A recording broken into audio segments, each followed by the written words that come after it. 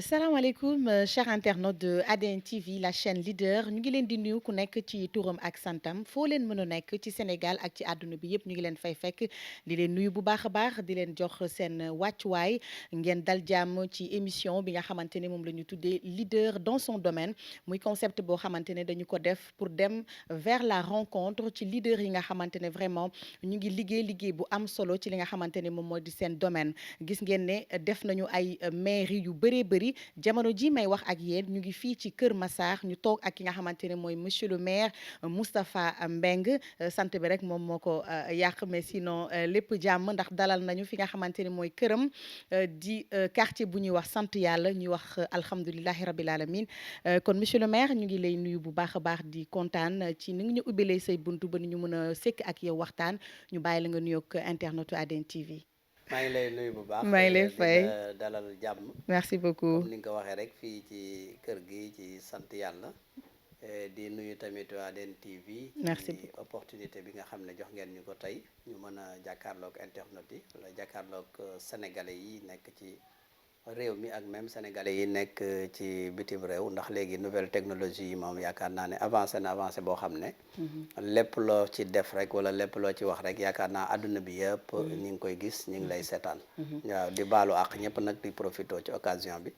ci julli gi ñu jóge muy korité di baal ñëpp àq. ñaan yàlla Sénégal yàlla def fi jàmm. allahumma amin Sénégal yàlla na fi yàlla def jàmm ndax dañu ne gan moom mën nañu ko wax lu ne ba mu des maanaam bul xoolee. alors tey bi ma ñëwee si mairie bi bien avant ñu ñëw ci kër gi. gis naa ne que événement yu bëri dafa am tey ji fii ci biir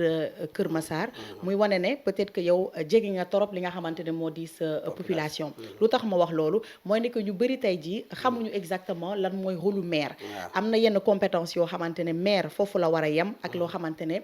war na ko dépasser. Sénégal dañuy jàpp ne maire bi moom mun na def lépp. mën na def sax ba def li nga xamante ne moom la président Macky Sall war a def. loolu baax na itam également nga ñëwaat ci tuuti pour ñu xam exactement maire fan la war a yem ci liggéeyam.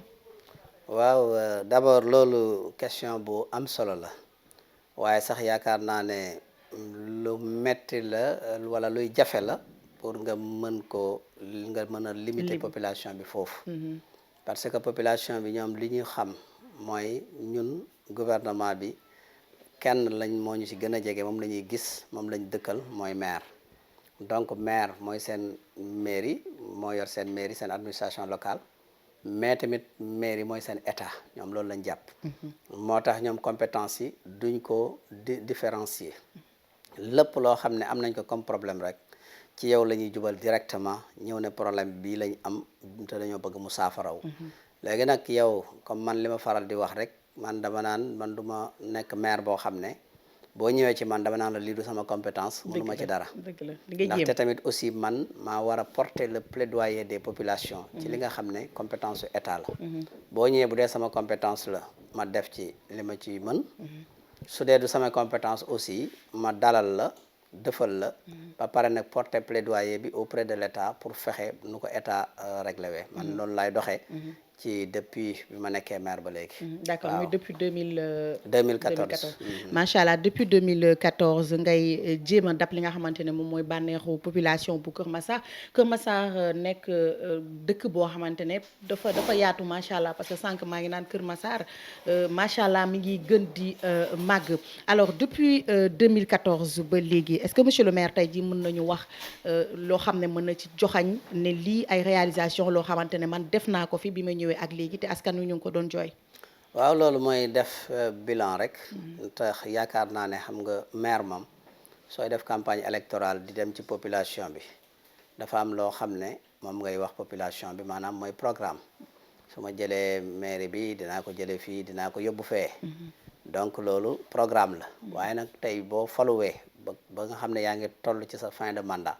yaakaar naa population bi soxlaatuñu programme ci yow. li ñu soxla mooy bilan. bi nga faluwee li nga ñu waxoon fan nga ci toll. très bien te yaakaar naa loolu man je suis très à l'aise pour def ko wax naa ne man 2014 à nos jours li ma def mënuma toog sax ci télé ci ay 2 heures de temps wala ay 3 heures de temps bëgg ko wax mënul nekk parce que tellement que bëri na bëriwaay boo xam ne lim ko dafay jafe parce mais que wax ñu ci loo xamante ne rek on askan gère wi 9 domaines de yittewoon nañ ko. compétence te 9 domaines de compétence yi dinaa ci dugg benn bu nekk ma wax ci li ma ci mën a wax rek et comme ça par exemple mën naa commencer wax ne fu ñu njëkk a commencer mooy xam nga ñun dañu falu maire nekk ay maire acte 3 de la décentralisation maire yi ñu remplacé acte 2 la ñu nekkoon acte 2 bi ñoom amoon nañu ay compétences yu ñu doon gérer ak yoon ville la ko doon gérer ñu koy partager ak moom dans la commune mais ñun bi ñu ñëwee dañ na territorialisation communale jox une autonomie au maire ça veut dire que lépp li nga xam ne mi ngi ci sa biir commune yow yaa koy gérer yow yaa koy autoriser donc loolu aussi yàlla def mu am une dévolution du patrimoine du foncier bâti par exemple bu dee dama jël Kër Massar rek mën naa wala wax ne district bi par exemple wala centre polyvalent bi dafa doon nekk loo xam ne doon nekk ci loxo ville de Pikine mais tey jii dañ koy dévoluer jox ko commune bi léegi bu ñu la dévoluer patrimoine foncier bâti jox la ko ça veut dire que même ressources humaines bi nekk ci biir yow yaa leen di fay salaire loolu moo tax bi ngay dégg yow en tant que maire yaay leen di fay salaire waaw donc moo tax bi nga gisee acte 3 démarré maire yu bëri nga gis léeg-léeg ñu am ay problème salaire par exemple boo jëlee sama xarit Pape Gorgui Ndong Pikine Ouest doon Dominique xam nga Dominique et puis les agents de santé seen salaire dafa xaw a élevé ci commune léeg-léeg day am problème pour fay les salaires donc man tamit aussi ma am dévolution patrimoine ressources humaines boobu loolu jox ma am benn agent nombre d' agents yu xaw a important parce que actuellement la commune a 247 agents sur toutes les compétences confondues que ça soit l'éducation la santé et cetera donc loolu aussi yàlla dimbali nañu ndax bi ñu defee passation de service maa ngi def ak Mbacké Diop le maire sortant 218 millions de budget passation de service ak 173 millions de dettes donc loolu xawoon na ma def ay jeexi jaaxa ndax lii nan laa ci mën a gérer commune bi ak dévolution patrimoine foncier bâti bi ma am ak yooyu yëpp ak ressources humaines bi donc mais yàlla dimbali na ma bi première année ma defee réorganisation liggéey yàlla dimbali na ma am 443 millions 443 millions waaw donc mu permettre ma année boobu dëgër na mais fexe naa ba amul benn salaire boo xam ne tàdd na d'accord mais aussi yàlla dimbali na ma def tamit ay réalisation ndax boo jëlee tey par exemple li ñuy wax éducation bi yàlla def na am nañ ci ay construction def nañ ay construction ndax construction yi aussi bu dee ay CEM defar nañ fi ay CEM parce que xam nga mairie yaa géré élémentaire géré nu mu tuddati moyenne secondaire yàlla def ñu am ay partenaires yoo xam ne tey jii tabax nañ le CEM de Aliou Modi avec la JICA tabax nañ le CEM de Aïnou Madi avec la JICA tabax nañu le CEM de ADEM Dakar bi président ñëwoon teg xeer bi nga xam ne président moo def pose de première pierre bi donc CEM boobu defar nañ ko mu nekk CEM boo xam ne ak AFD lañ ko def bokk na ci CEM yi gën a mag ci Sénégal mais tabax nañ aussi le bloc technique et scientifique bloc scientifique et technique bi ndax département de Pikine amul woon bloc scientifique te boo xoolee léegi Sénégal am na pétrole am na gaz am na nangam il faut ñu orienter nit ñi ci métier yooyu ci technique yooyu donc avec Bonjour Afrique ñu waxtaan ñu defaral ñu CEM boobu au niveau des Parcelles Assainies de l'unité 6 ñu continuer comme on a un nombre important d'étudiants j'ai dit que il faut est-ce que du ñu am université ndax Kër Massar cartographie scolaire bi su ma la ko rappelé da ngay gis ne am na ay région ci Sénégal ñun suñ li ñu yenu ci éducation ñoom yenu wuñ ko te ay région lañ waxuma la département wala commune ndax am nañ 26 écoles élémentaires am nañu 7 CEM am nañu 3 lycées am nañu plus de 200 écoles privées même au niveau de Kër Massar même des écoles yi nga xam ne écoles yi def formation professionnelle lu mel ni ay ISEC ay ISI ay Edith Santé IACOM donc loolu boo ko xoolee dafay diis trop ci mairie bi pour mu gàddu le personnel subalterne les gardiens et tout ça mais malgré tout ça jéem nañ ko gérer ñu ngi koy gérer malgré tout ça ñu ngi def ay construction par exemple boo jëlee ci école élémentaire yi li ma fi fekkoon ci ay abri provisoire muy école La Linguère ak école Aladji Paté La Linguère tabax nañ fa 3 salles de classe amatul abri provisoire boo xoolee Aladji Paté parents d'élèves yi ñoo doon commencé di defar ba ma fa ñëwee de visite ma mottali leen ay ciment ak ay yooyu ñu mottali ba amuñu abri provisoire mais ñu nekk ci commune boo xam ne da ngay gis ne nit ñi dañu néew doole am nañ ci ay quartiers yoo xam ne lu mel ni soo jëlee ay buun ay Daaru Miset ak fii Aladji Paté da ngay gis dafa am ñu néew doole ñi fi nekk ngay gis ay xale sax yow duñ jàng parce que lu tax duñ jàng c'est parce que seen waajur yi amuñu doole yàlla def Matar Mbengue mi toog nga xam ne mooy président commission éducation di professeur mathématique nit ki boo koy dénk da nga koy dénk li nga xam ne moom la bëgg domaine am la ñu waxtaan si ñu ne léegi ñu waxtaan ak ministère bi ñu waxtaan ak ministère ne man de mën naa leen dimbale dafa ñu boole ñu ak UNICEF ñu wut ay classe passerelle lañ ko tuddee classe passerelle xale bu musul jàng nga xam ne lu tax jàngul néew doole wala ñàkk këyit mairie bi moo koy wutal këyit mairie bi moo koy jëndal fourniture et tout jël ko en charge lépp muy jàng d'accord xale boobu bu jàngee ba toll benn niveau bi dañ koy jël insérer ko ci école publique mais loolu ministère reconnaître na ko programme mu mais est-ce que jàng boobu dina nekk jàng bu baax a baax bu mu mën a dem aussi bu baax parce que sax ñun dañ ci am surprise rejoindre yeneen bien sûr parce que sax dañ ci am surprise gi nga xale yooyu ñu bàyyi en laisser en rade da ngay gis mu nekk ay xale yoo xam ne da ngay gis mu nekk ay xale yoo xam ne da nga leen di xool xam ne xale yii si boppam da ngay xam ne xale yi da ngay xam ne carrément ay buñ jàngul woon musiba am ay surdoué la ñuy doon ay xale yoo xam ne mais maanaam seen loxo ndeysaan seen waajur moom buñ da nga naan ñi buñ jàngul woon sax du baax d'accord parce que c'est des enfants yoo xam ne bu ñu ñëwee ci public bi sax dañuy raw ñan fa fekk nga xam ne ñi ñoo ëpp xel ñi kon moyen moo leen naroon a yàqal loolu moom macha mais beneen bi si des aussi muy problème bourse parce que da ngay gis ay nit yoo xam ne tey par exemple dañuy jàng ba am seen bac seeni parents seen loxo jotu seen ginnaaw seen parents yooyu dañuy mujj obligé xale bi day arrêté foofu jàngam beaucoup de gens dañuy ñëw ba bac rek seen jàng yàqu j'ai dit à Matar comment faire d'accord étudiants yi duñ compétence su mairie bi mais nag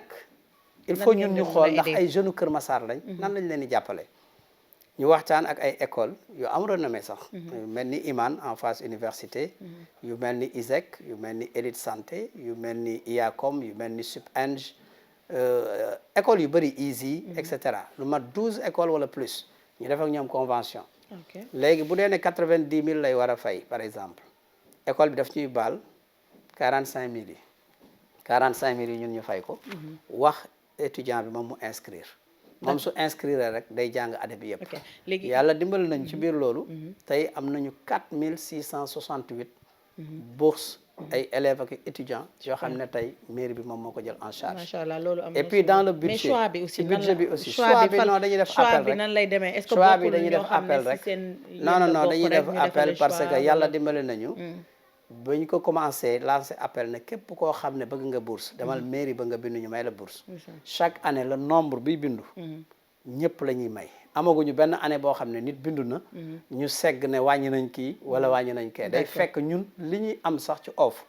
demande bi ñuy am offre bee koy ëpp d'accord donc moo tax amuñu problème dans ce sens là pour ñu wax ne dañ ko politiser wala politiser wuñ ko loolu yaakaar naa mënul nekk beneen bi si des aussi mooy dans le budget de la mairie chaque année danañ jël 10 millions yoo xam ne dañ woo IEF ne ko lii ñoo ko teg sa loxo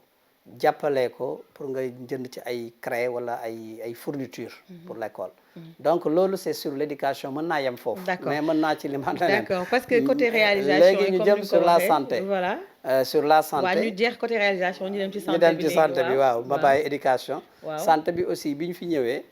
fekk nañu ne Kër Massar am na benn district am na 7 poste de santé ak 3 cases de santé xam nga cartographie sanitaire boobu aussi rek dis na donc yàlla def comme dévolution am na ñu jël en charge district mais district boobu jamono district Kër Massar moo géré Yëmbal Nord moo géré commune de Yëmbal Sud moo géré commune de Malika ak commune de Kër Massar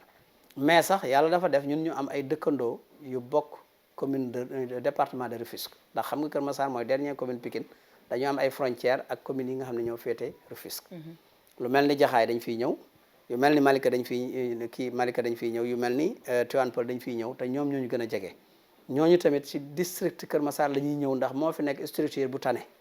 à part ngay jàll ci hôpital yi mais li muy tane boobu jamono amul bloc opératoire amul radiologie amul échographie amul salle de réanimation amul sax pharmacie wala magasin bu ñuy denc ay garab donc le docteur m'a saisi wax ma ko ambulance benn moo fi amoon mais malgré avec la coopération décentralisée dem naa bitim réew yor di ñu may jox ay conteneur garab samay partenaire di ma ko jàppale ak ay ambulance ba actuellement ñu ngi ci 6 ambulances ak 2 corbillards aujourd'hui am nañ 3 blocs opératoires am nañ salle de réanimation am nañ radiologie am nañ échographie donc le niveau sanitaire yéegal nañ ko mais aussi on fait des consultations gratuites ndax li ma lay wax toujours mooy ñun boo xoolee ci mairie bi suñu priorité yi ñu gën a liggéey mooy éducation santé sécurité sociale gis nga social dafa bëri fii loo fi def rek il faut nga sóoraale social ndax nga faju ak jàng ak santé ak kii bi ak comment ça s'appelle ñoom ñoo fi gën a ñoo gën a métti ndax dafa laaj charge mais tu as parlé tout à l'heure de l'insécurité parce que fii au niveau de Kër Massar ay at ci ginnaaw à chaque fois il faut nga dégg fii problème mu insécurité est-ce que c'est parce que dafa amul ay